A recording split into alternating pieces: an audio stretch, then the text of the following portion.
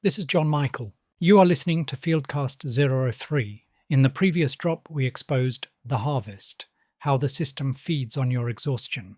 Now we expose the trap. The Empire has a specific protocol for anyone who wakes up and tries to escape.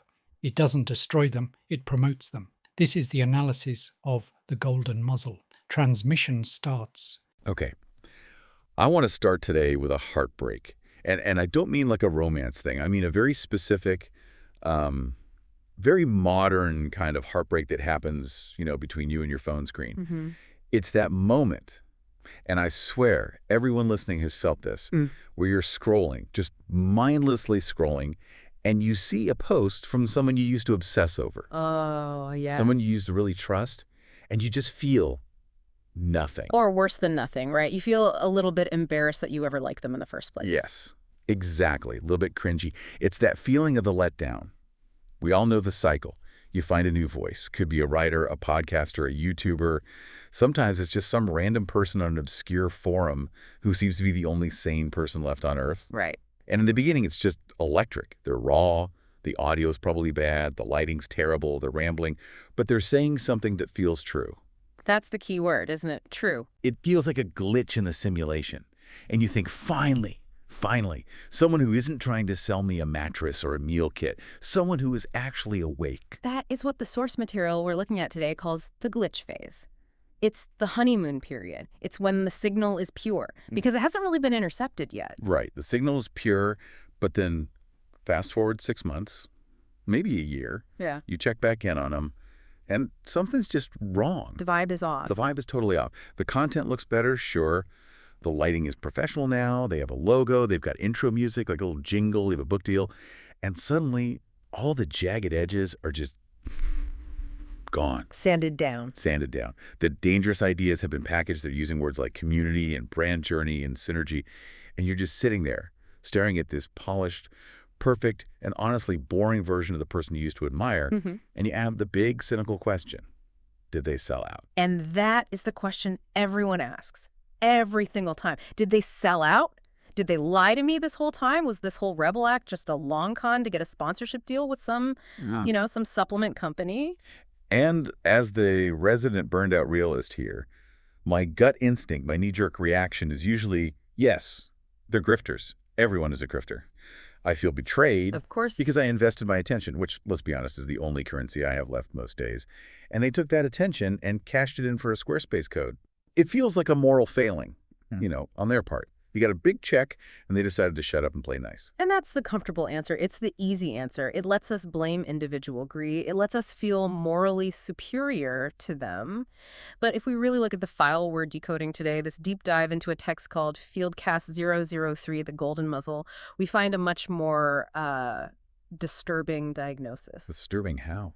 The argument here isn't that your heroes are liars. It's not even that they're bad people who just wanted money. It's that they were domesticated. Domesticated. Wow, okay. You're making them sound like pets, like stray cats somebody decided to feed. The metaphor the file uses is much more predatory than a pet. It's the difference between a wolf and a house dog.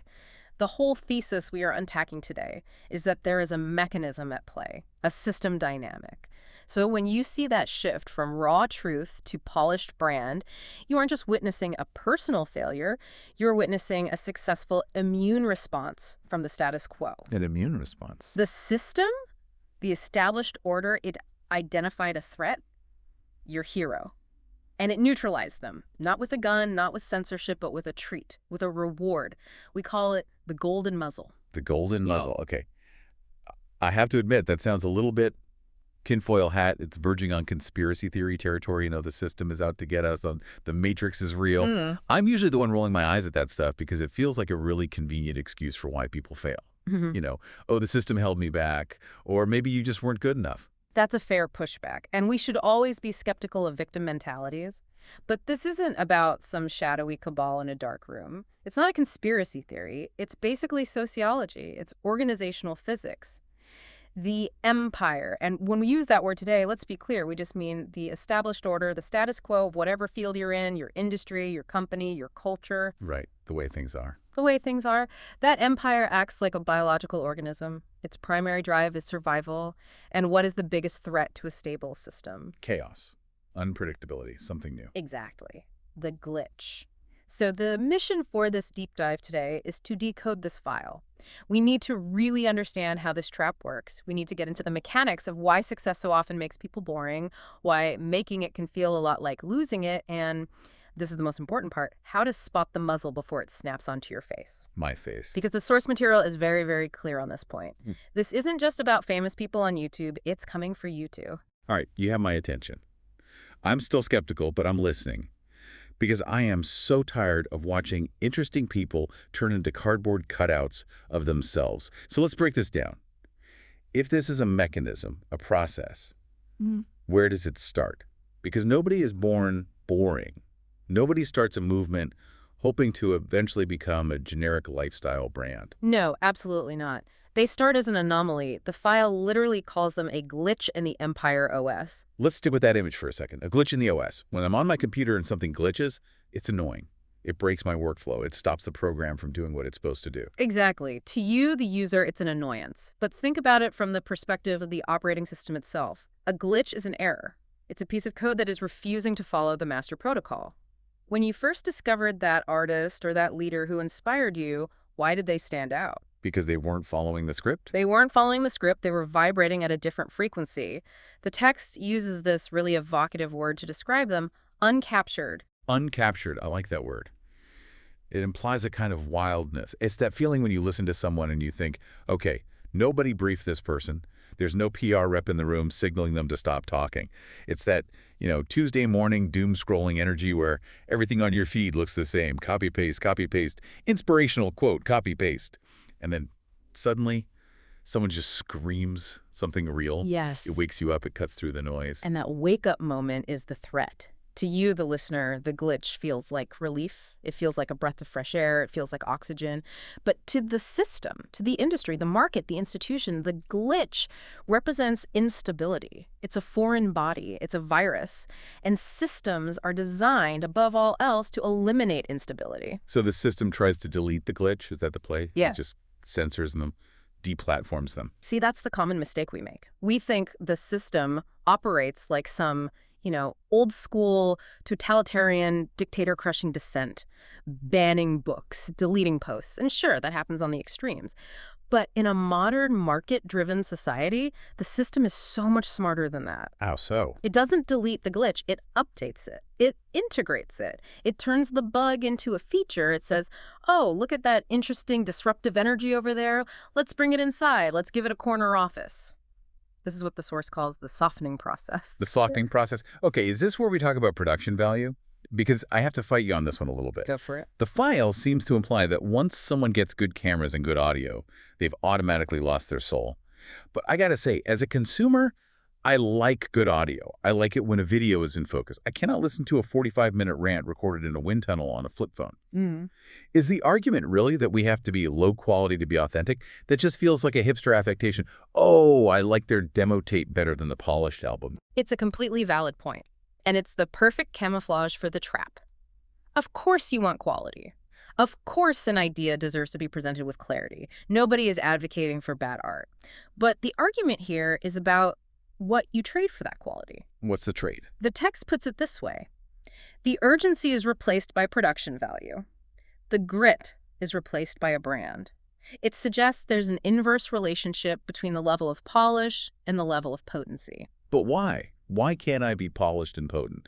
Why can't I have a nice suit and still throw a punch? What's the actual mechanism that stops that from happening? Because polish requires a process, and that process kills spontaneity. Think about the mechanics of it. Let's say you have a glitch thought, a truly disruptive, dangerous idea. It's raw, it's happening to you right now. In the early days, you pull out your phone, you hit record, maybe you go live, it's up in 30 seconds, the raw emotion is still on your skin. People feel that. It's immediate.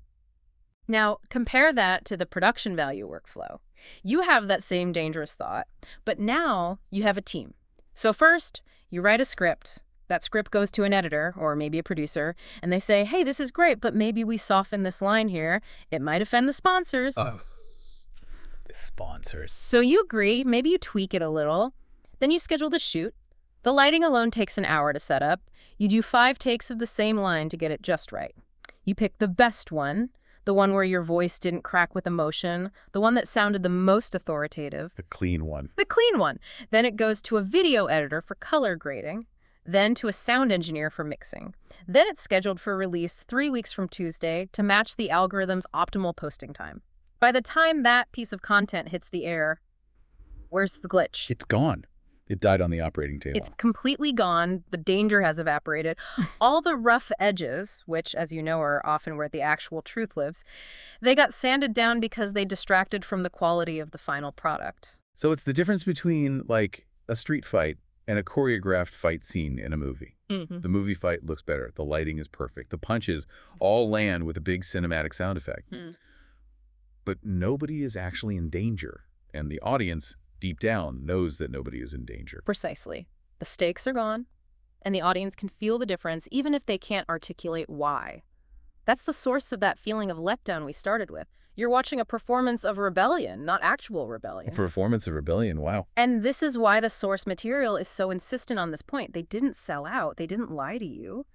We have to stop blaming the individual's morality and start seeing the system's logic. The text says they were domesticated. And domestication is a slow, comfortable process. It's warm, it's pleasant, you don't even feel it happening. You just think you're getting better. Exactly. You think, oh, look at me, I'm leveling up, I'm hiring a producer, I'm getting a real studio. Which feels like success. That's the part that trips me up every time.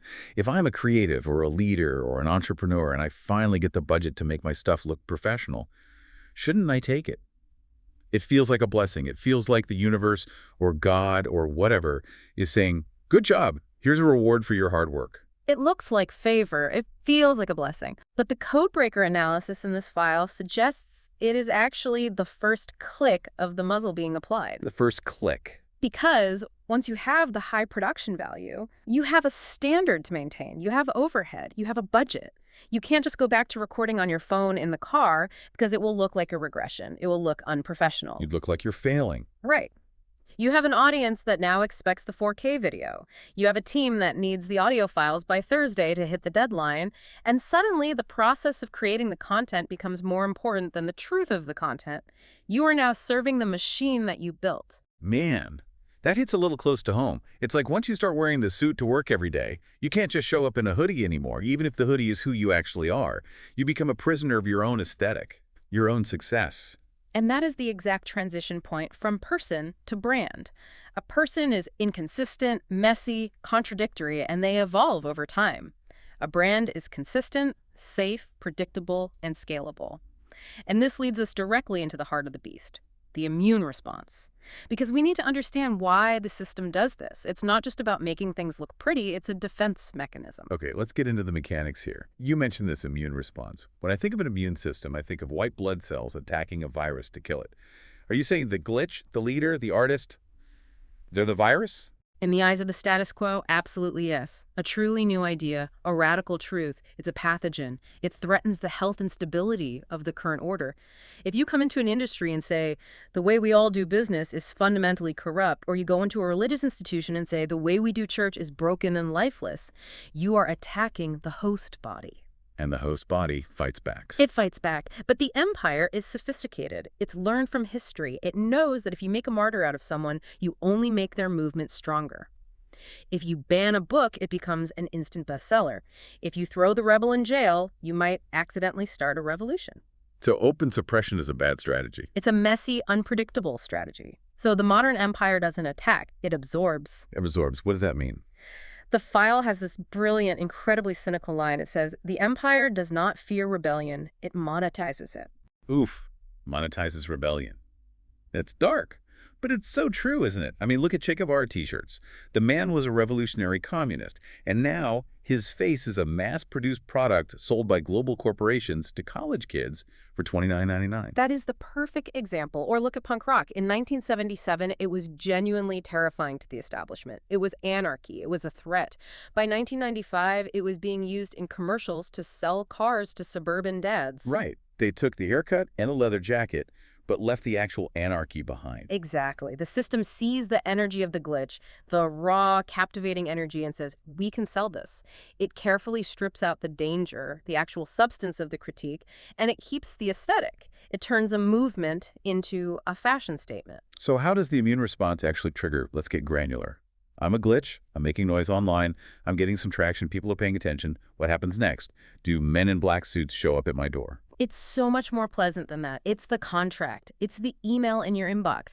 When a voice becomes powerful enough to actually threaten the status quo, the system does not send the police.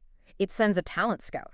It sends a literary agent. It sends a publisher. It sends a venture capitalist. Yeah, opportunity. The big opportunity, and the pitch is always the same, and it is always seductive because it appeals to your vanity and your genuine mission.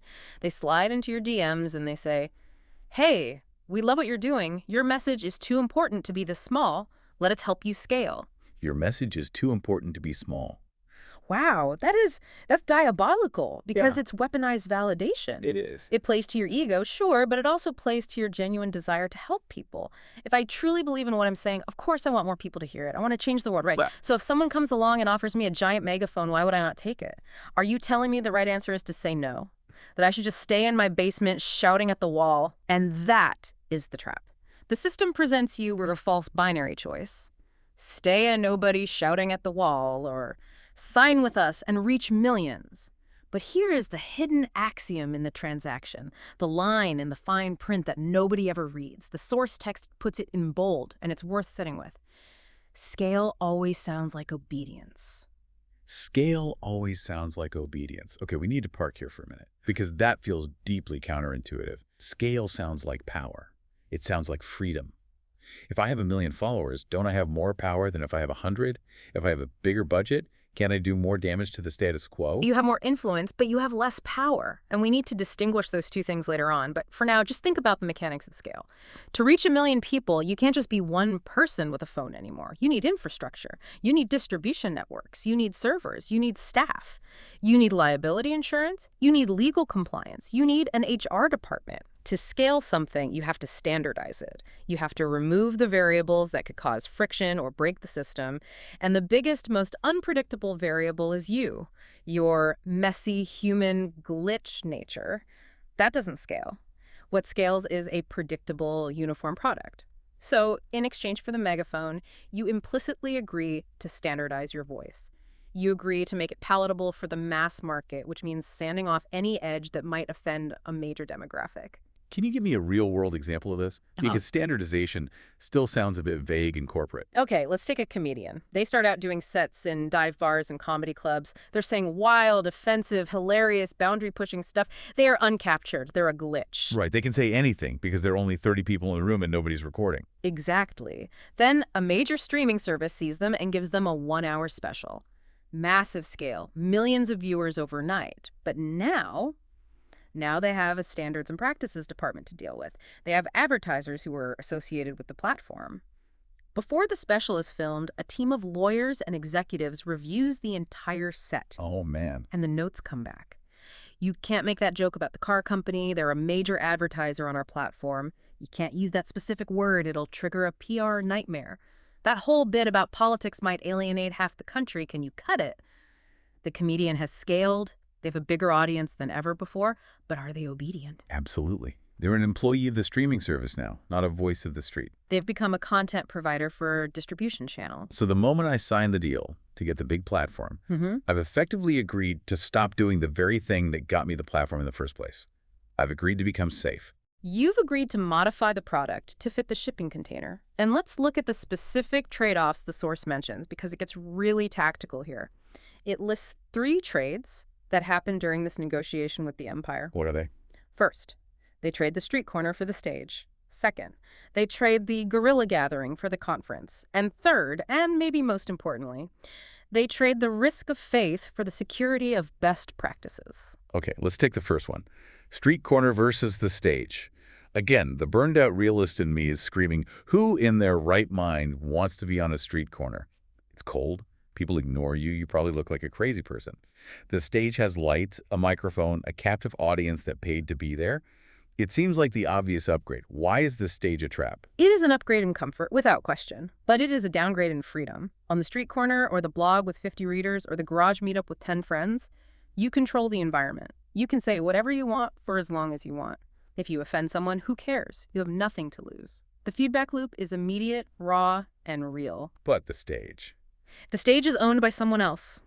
The conference organizer, the corporate sponsors, the ticketing agency.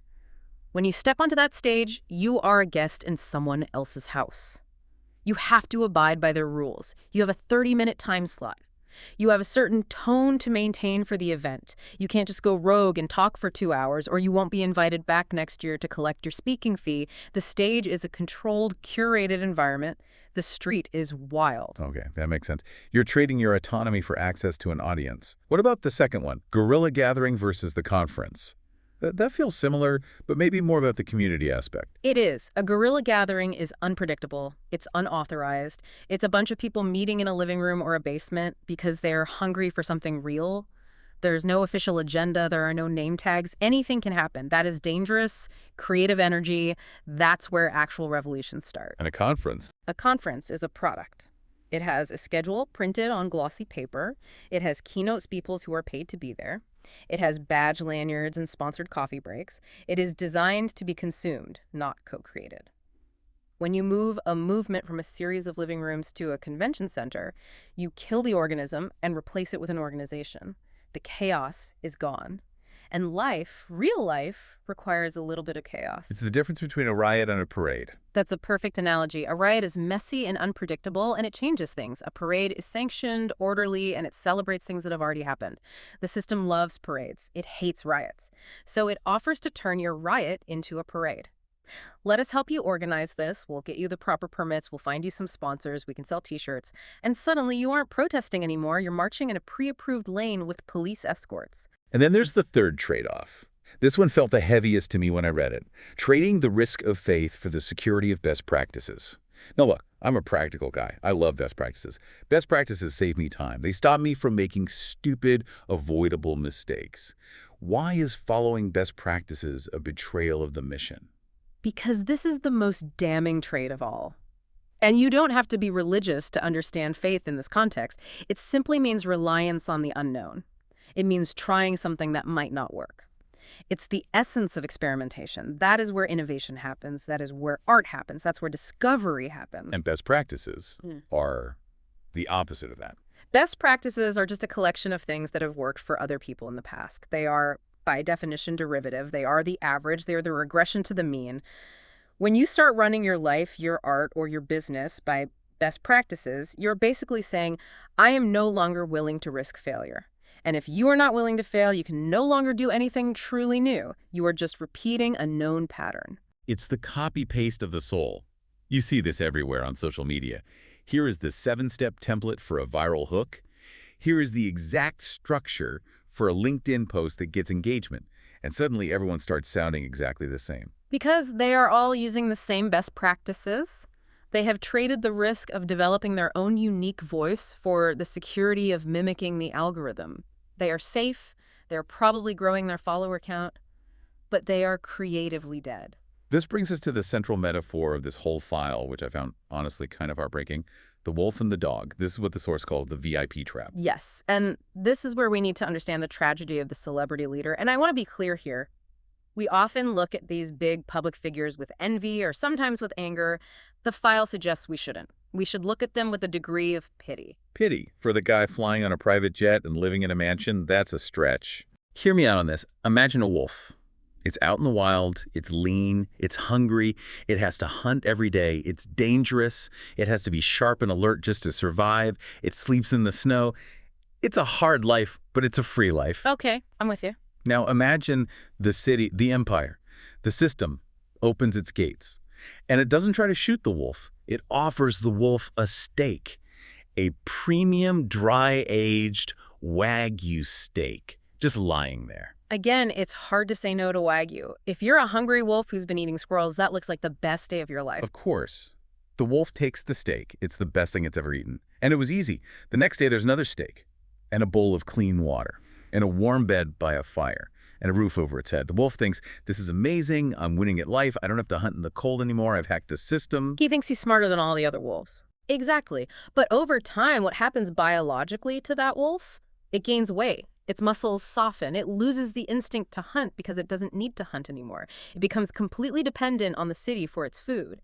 And one day, It wakes up, and it's a house dog. Wow. It is well fed, it is loved, it has a nice, shiny collar. But it no longer bites. It only barks when the master allows it to. God, that's depressing. It's the gilded cage. You walk in willingly. It is the story of almost every major public figure you can think of. The stake represents the rewards of the system.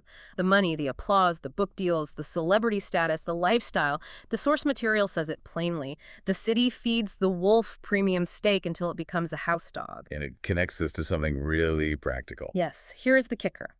You cannot be truly subversive when you have sponsors to please. You cannot be truly radical when you have a payroll to meet. That's the part that really explains the tiredness for me. It's not just that these leaders are greedy.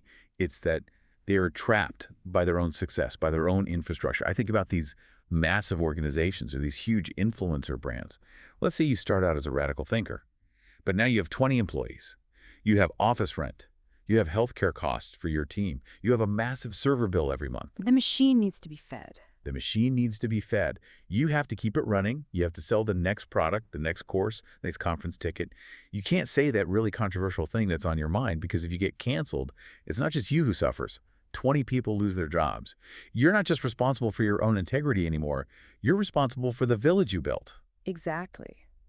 The infrastructure of success becomes the cage.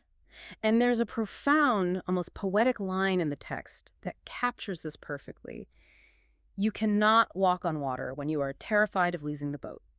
You cannot walk on water when you are terrified of losing the boat. You cannot walk on water when you are terrified of losing the boat. The boat is the payroll. The boat is the platform. The boat is the status, the brand, the lifestyle. When you are just a glitch, when you are a nobody with nothing to lose, you are out there walking on the water. You are taking risks. You're out there in the waves where the miracles happen. But once you build yourself a luxury yacht, you spend all your time and energy just maintaining the yacht. You don't dare step out onto the water anymore. You're terrified of scratching the paint. This explains why so many successful people seem so terrified of saying the wrong thing. They're not necessarily cowards. They're just captains of a boat that they can't afford to let sink. And their primary job shifts from explorer to risk manager. The exhaustion we see in their eyes, it's the exhaustion of constant maintenance. It's the exhaustion of protecting the asset. They become, as you said earlier, glorified janitors of their own brand. And the empire loves this dynamic because a person protecting an asset is controllable. If you have nothing, you are uncontrollable. You're unpredictable. But if you have a yacht, the empire can threaten to take the yacht away, or tax it, or regulate it, or deplatform the account that funds it. The empire gives them a platform, but the cost is their teeth. You can speak, but you can't wound the system anymore. You are a toothless wolf living comfortably in the master's house. Wow. The empire gives them a platform, but it takes their teeth. That is going to stick with me for a while. Okay. But here's where I want to pivot, because it's really easy to sit here and judge the celebrity leaders. It's easy to look at the mega pastor or the tech guru and say, oh, look at that sellout. It's fun to judge them from our couches. But the source material takes a really sharp, uncomfortable turn here. It points the finger right back at us. It does. It says this isn't just about famous people. This is about me. This is about you listening on your commute right now. This is section 4, the warning. This is where the file gets personal. The codebreaker analysis here is crucial. If you think this deep dive is just a critique of celebrities, you are missing the entire point. This is a blueprint of a trap waiting for you. The text says, as you grow, as you succeed, as you become more competent, the muzzle will be offered to you. But I don't have sponsors. I don't have a payroll. I don't have 1 million followers.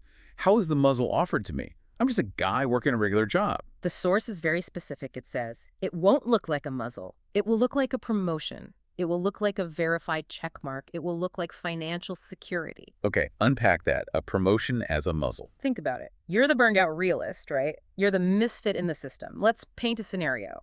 You're in a meeting at work, and you're the one who usually asks the tough, uncomfortable questions. You're the one who points out that the emperor has no clothes, that the new corporate strategy is fundamentally stupid. That's your power. You're dangerous. You're a glitch in the corporate OS. Okay, I can see that. Then one day, management pulls you aside. They offer you a promotion, senior director of special projects, a big raise, stock options, maybe even a corner office. You've been recognized. I made it. But now you're part of the leadership team. Now you have access to the executive lounge. Now you have a mortgage that depends on that specific salary level.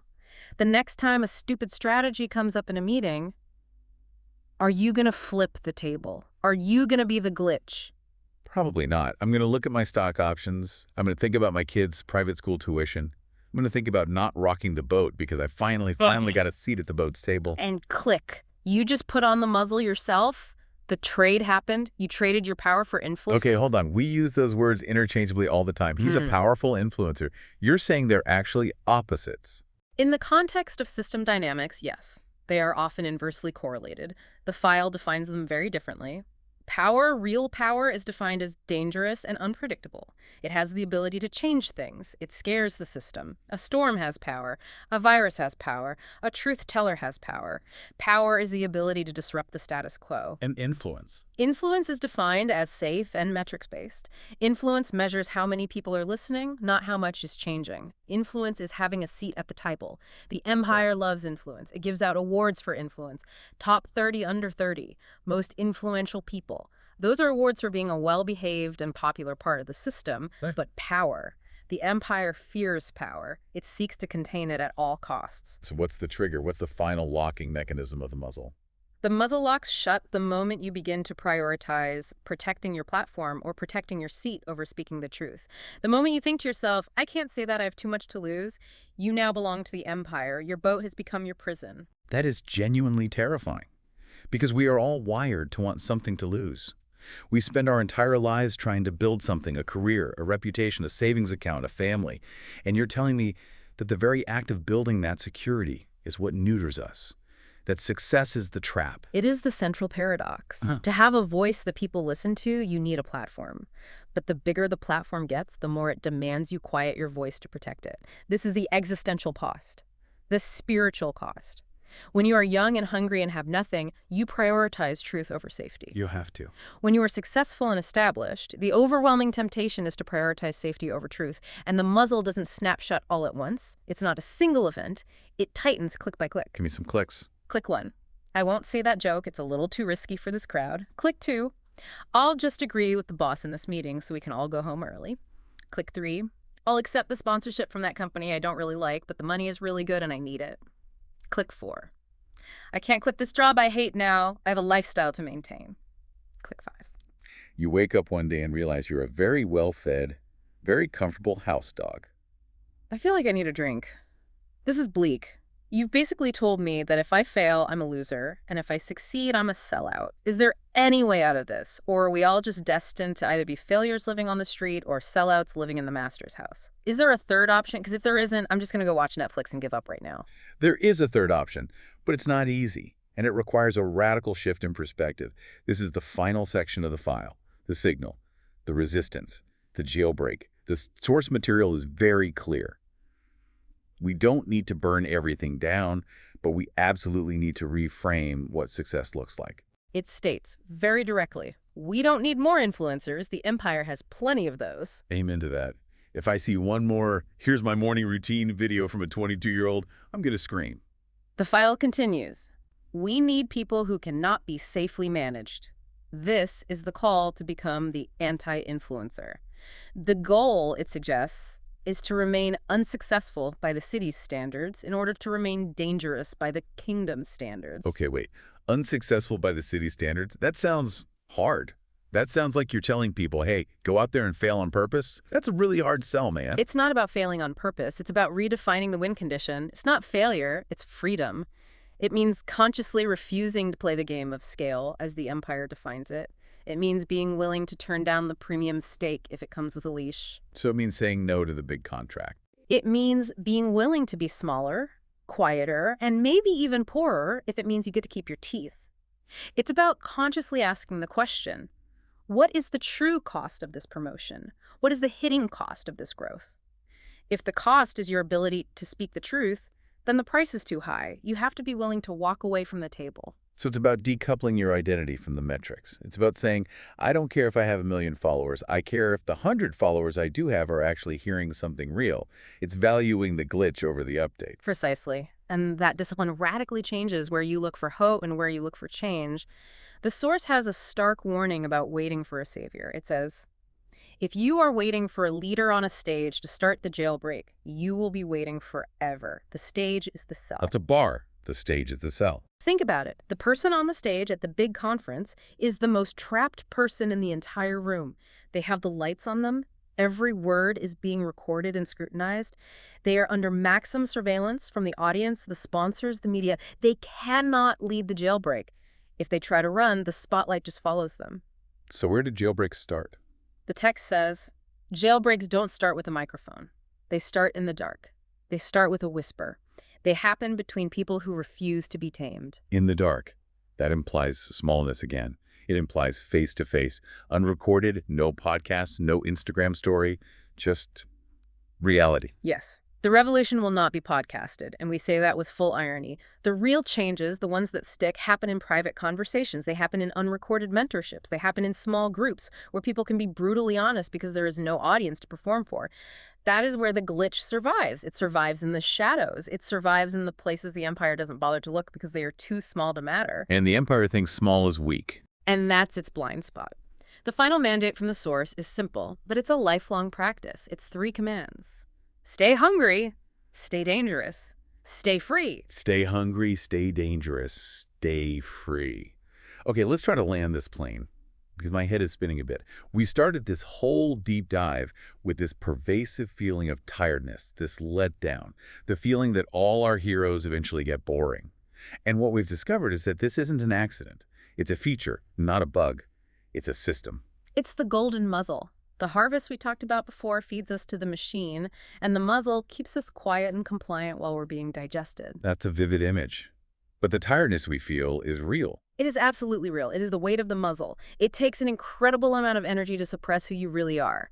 It takes a lot of psychic energy to pretend to be a house dog when your instincts are telling you that you are actually a wolf. So that's cynicism, I feel. Yeah. The eye rolling. It's not a character flaw. It's actually a detection system. It's your gut, your spirit telling you, this isn't right, this is domestication, this person has been captured. You should learn to trust that feeling. Okay, so if I'm listening to this and I'm looking at my own life, maybe I'm not a celebrity, but I'm climbing the ladder at my job. I'm building my personal brand. I'm chasing that promotion. What's the one question I should ask myself today, right now? How do I check for the muzzle? I would challenge you and everyone listening to look at your recent wins. Look at the things you are celebrating this week. The promotion, the new client, the post that went viral, the big bonus check. And ask yourself this very specific and potentially uncomfortable question. Is this a blessing? Or is this the immune system neutralizing me? Wow. Did I get this reward because I'm shaking things up and speaking truth? Or did I get this reward because I finally learned how to behave? That is a haunting question. Did I get the treat because I sat when I was told to sit? Man, that really reframes everything. That's the point. And just remember the image of the wolf and the dog. The dog is comfortable. The dog sleeps by the fire. The dog is praised for being a good boy. The wolf is cold. The wolf is hungry. But the wolf is free. And the question we all have to answer every day is, which one are you becoming? Yeah. I think I'd rather be hungry than bored, and I'd definitely rather be dangerous than safe. But I know it's going to be a fight every single day. It's always a fight. That's why it matters. Refuse the muzzle, even if it's golden, especially if it's golden. There it is. This has been The Deep Dive. Check your neck for collars. Stay dangerous out there. We'll see you in the dark. Stay free. Transmission ends. You now know the trap. Success can be a muzzle, and scale often sounds like obedience. So how do you live without being domesticated? How do you stay dangerous when the contracts start coming in? You need the manual. In the final transmission of this trilogy, we will open the resistance protocols. Until then, watch your teeth. This is the KFA out.